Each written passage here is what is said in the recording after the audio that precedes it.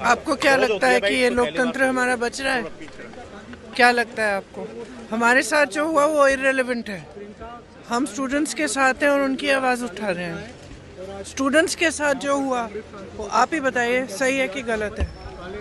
बच्चे हैं सारे, प्रोटेस्ट कर रहे हैं। कोई ऐसे ऐसे प्रोटेस्ट नहीं है, जेन्युइन इशू है, जेन्युइन प्रॉब्लम है। सारे इस देश के सारे माँ बाप जानते हैं, इस देश के सारे स्टूडेंट्स जानते हैं, इस देश के सारी टीचर्स भी जानती हैं, सब जानते हैं। तो एक जेन्युइन मामला है, जेन्युइन इशू है। उस पे स्टूडेंट सिर्फ अपना अधिकार मांग रहे हैं और कुछ नहीं मांग रहे हैं। वो सिर्फ ये कह रहे हैं हमें अपना अधिकार दो। हमें कब आप हर एग्ज़ाम को क्या पेपर लीक करा रहे हो? बच्चे इतना संघर्ष करके पढ़ाई करते हैं, अपने लिए एक फ्यूचर देखते हैं, आप उस फ्यूचर को बिगाड़ रहे हो। आपने पूरी एजुकेशन बजट का क्या, आपने 1.4 लाख करोड़ पूरी एजुकेशन बजट है पूरे देश के यूथ के लिए। और अडानी जी और अंबानी जी को आप 16 लाख करोड़ आप मुफ्त में लोन माफ़ी कर रहे हो।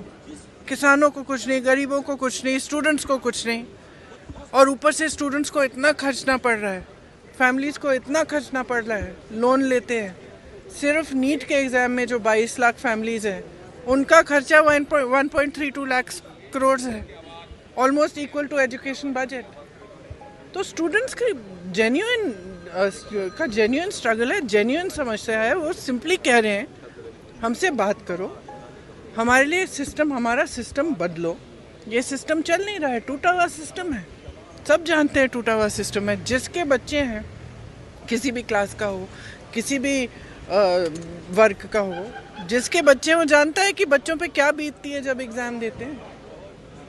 और आप सोचिए कि 26, 27, 28 साल के बच्चे बार बार एग्ज़ाम दे रहे हैं, बार बार पेपर लीक हो रहा है, अपनी नियुक्ति का वेट कर रहे हैं, नियुक्तियाँ नहीं हो रही हैं। तो फ्यूचर तो बर्बाद हो रहा है ना सबका। ऊपर से आप जॉब्स क्रिएट नहीं कर रहे हो। It's very clear, we are against violence. We have always been. This is the ideology of our party. It's the ideology of our nation. Mahatma Gandhi fought for freedom. It was a unique revolution in which there was zero violence on their part. And I have heard the protesters and students and all also saying that they are not going to be violent. So if people have got hurt, police people have got hurt, or journalists have also got hurt along with the students, it's unfortunate. But please, be truthful when you present it to the public, because what we are seeing is that the students are being attacked mercilessly. They are being beaten with lathis, they are being tear gassed, girls are being treated in an obnoxious manner, their clothes are being torn off.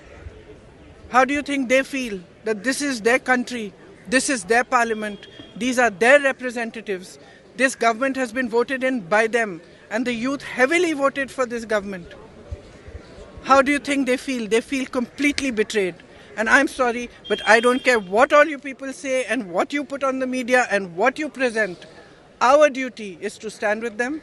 Our duty is to raise our voice in their support, and our duty is to fight for our democracy, and we will do it.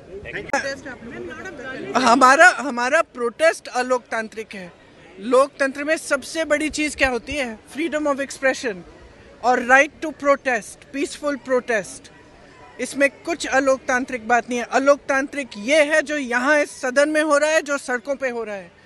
सदन में आप चर्चा नहीं करते, LOP को बोलने नहीं देते, ऑपोजिशन लीडर्स को बोलने नहीं देते, वो बोलने के लिए उठते हैं, आप चुप कर लेते हो। स्पीकर साहब खुद कह रहे हैं कि मुझे सरकार से पूछना है कि आप लोग डिस्कस कर सकते हो कि नहीं। ये क्या है? ये लोकतंत्र बचा ही नहीं है। सिर्फ आप ही पूछ रहे हैं मैडम ये क्वेश्चन। पूरा देश जान रहा है कि कोई लोकतंत्र बचा नहीं है इस देश में।